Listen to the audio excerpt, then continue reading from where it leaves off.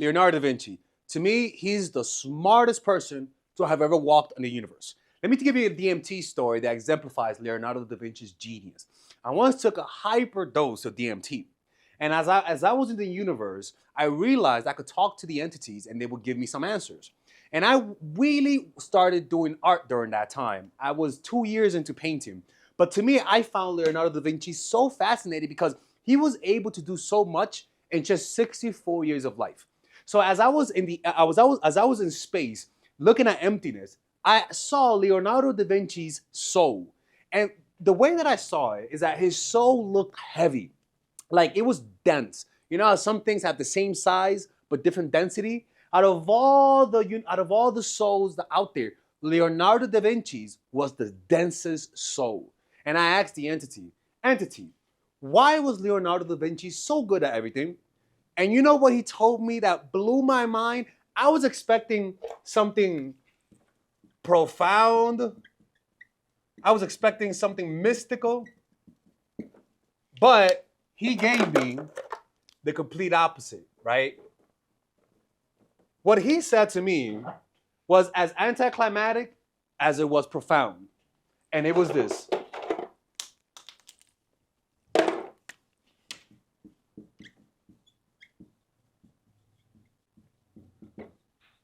He just wanted it more. At that moment, when I saw that, I was like, what the fuck? I was expecting to do a spirit of Rooney, a backflip, going into this warp hole, some shit. But it was actually so simple. He told me that Leonardo da Vinci wanted what he attained more than anybody has ever wanted something. And that to me is one of those things that blows your mind at how simple it is, but is also disheartening because it's a reflection of your work ethic. It makes you realize that the only reason why he became such a genius, such an animal when it comes to everything that he did, because he just wanted it more than you did. You think you want something, you don't know what wanting is. And so we're gonna talk about this type of work ethic. The type of work ethic that transcends time. The type of work ethic that creates geniuses like Leonardo da Vinci. The first thing about Leonardo is that he had ADHD. What do I mean by that? You might think that ADHD is somebody who cannot focus on one thing, and that is kind of true. What ADHD really is that you like things a lot, but also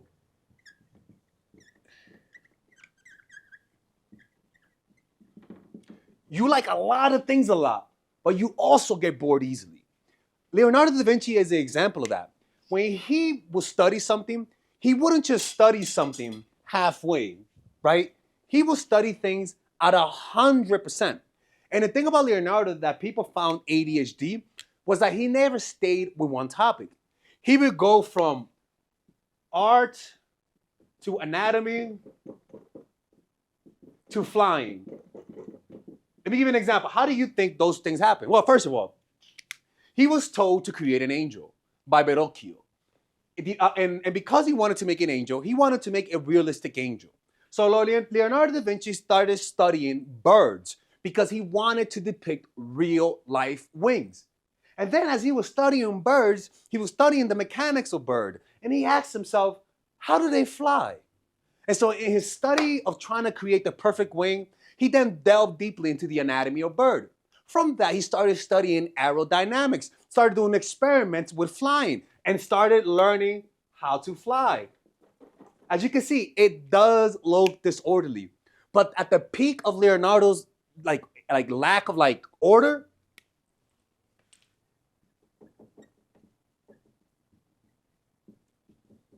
he had a deep desire for the truth. He wanted to pierce reality. He didn't just want to know how to draw a bird. He wanted to know how the bird flew. And then he wanted to know how aerodynamics worked. And then he saw that aerodynamics had a very similar sensation to hydrodynamics. And so he wouldn't just draw water. He would draw the physics of water. And so that's the thing. His work ethic came from an insatiable curiosity. The dude was just That's supposed to be a light bulb. The dude it was a curious person. So at the core of his work ethic was an all-powerful engine that made him want to know the things that you just wouldn't imagine. There was a one point where Leonardo described the tongue of a woodpecker. My man, who the fuck wants to know the tongue of a woodpecker? And then after that, he was studying like just insane shit. So that's the first thing. At the core of it is a deep desire. And that deep desire sometimes can come, hopefully, deep desire doesn't just come from happiness. I'm just letting you know. That comes from insecurity. People, I can't write, people. Insecurity, right? A loneliness, being shunned. These types of trauma sometimes create an overwhelming desire to learn other things to feel competent, right? That's the first thing. The next thing about Leonardo is that he had what he called ostinato rigore, meaning rigorous practice. Leonardo never showed people how much he practiced. They only saw the outcome. Nobody, like, honestly, people didn't know how much of a genius he was. Like, yes, people would ask themselves, how would he paint these realistic bodies? How was he able to paint a smile that's not smiling? How does he do that? Well, he couldn't tell people what he did. Why?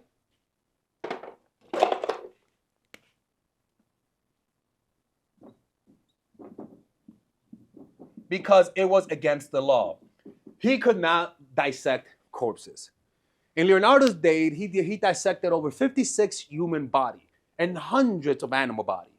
And that was illegal. Okay, let me tell you something. How much do you want something that you're willing to, first of all, risk going to prison, risk having to, this is what Leonardo would say. You're not capable of doing what I do if you can't do this. If you can't handle the smell of rotting corpses, you got to be able to handle the sight of a rotting corpses. You got to be willing to be at night all night long with the corpse. Got to have good lighting, right? Got to not be scared of the fucking corpse coming back to life. And above all, you got to have the proper draftsmanship, like the ability to draw, and patience. And then just the willingness to shut the fuck up and not tell anyone what you're doing. All of these things allowed him and Michelangelo, to be honest with you, to dissect humans and get at the core of life itself. He could have just read a book, but just think about it. The psychopathicness to be willing to open up a human, that first incision must have freaked him out. And then he was like, oh, I gotta go back and do it again. That, to me, is a full body experience, a full body desire to get to know the truth. Are you willing to do illegal shit just to make your art better? Ladies and gentlemen, that motherfucker wanted it more than everybody wanted it. Let's continue. All right. Now, this is a very important one. He wasn't isolated, right? Leonardo da Vinci was a very social person. A lot of people think of artists being isolated, alone, and just having an isolated experience.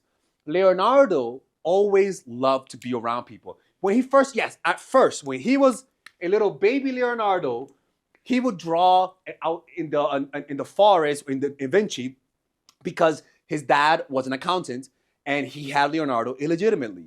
So he couldn't be an accountant. So Leonardo went to become an artist. So he would just walk around and just observe the little flowers, right? Draw trees, right? And so he became in love with nature because of the freedom that he had. But he didn't like being alone. So his dad sent him to work with Verrocchio.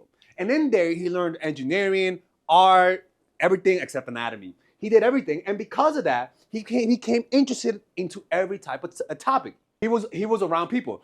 So even when he finished Verrocchio's studio, he opened up his own studio. Leonardo would from time to time take retreats where he would be alone for a few weeks, but it was always with other people. What I'm trying to tell you is that working with other people genuinely increases your work ethic. You will literally work harder when you. Now the next one is that he would work 12-hour days, right? Like he would have like geometric problems that he would solve, and if you look at his notebooks, he would fill many notebooks with little letters full of geometrical drawings. The guy was what people call stubborn. He was a stubborn person. Now the next thing with Leonardo is that finishing was never really a thing. Leonardo loved the detail. In fact, he loved the detail more than the actual thing.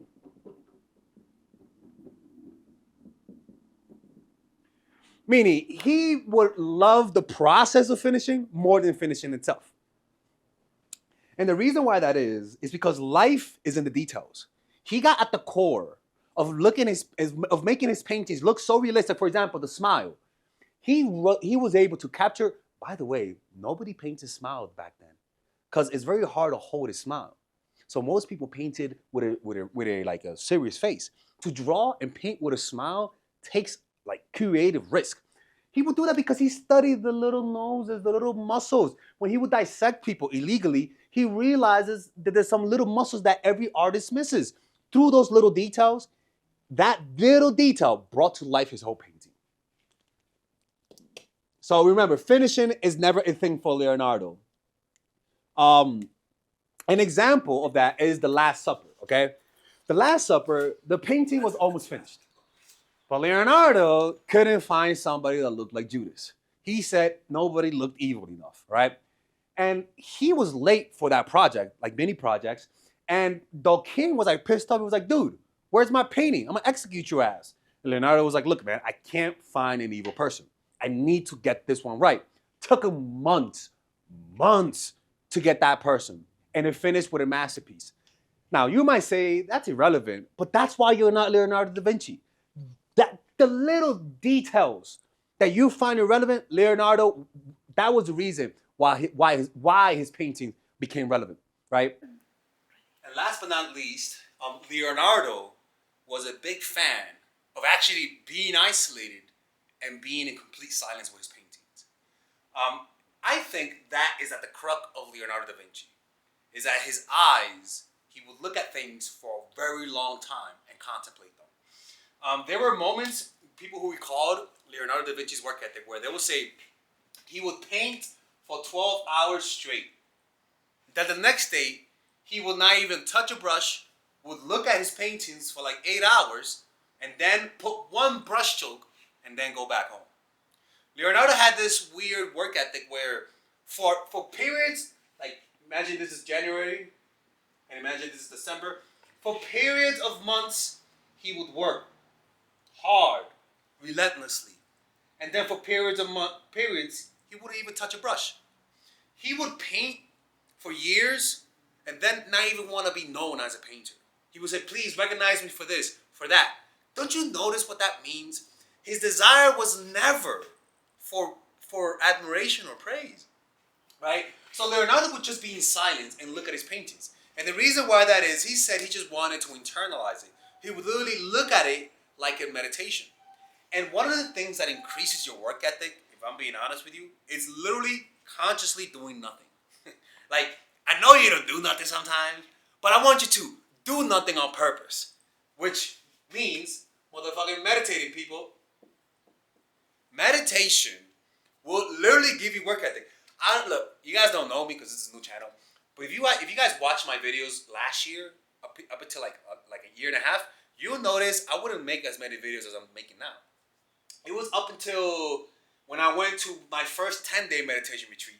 After that, after being in silence for so long, something happened and all of a sudden I could make more videos, right? Being in silence, consciously doing nothing will increase your work ethic, people. Consciously not doing nothing will give you the energy to literally want to do anything. It really does. Ask a personer, right? And that's which goes to my next point.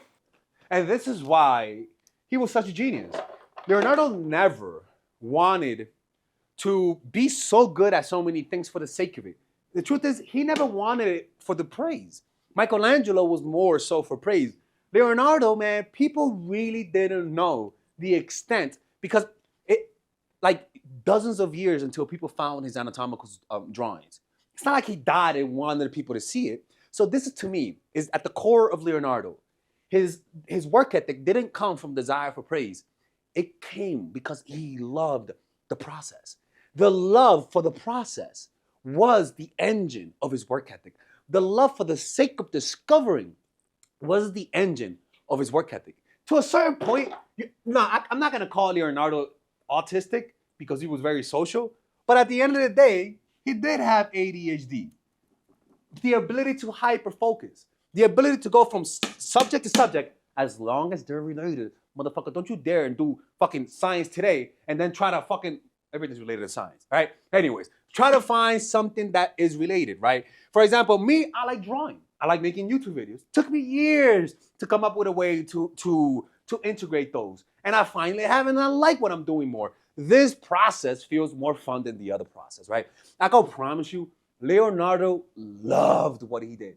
He found it fun. It's to the point that Leonardo would say no to projects. He wasn't in it for the money. He really wasn't.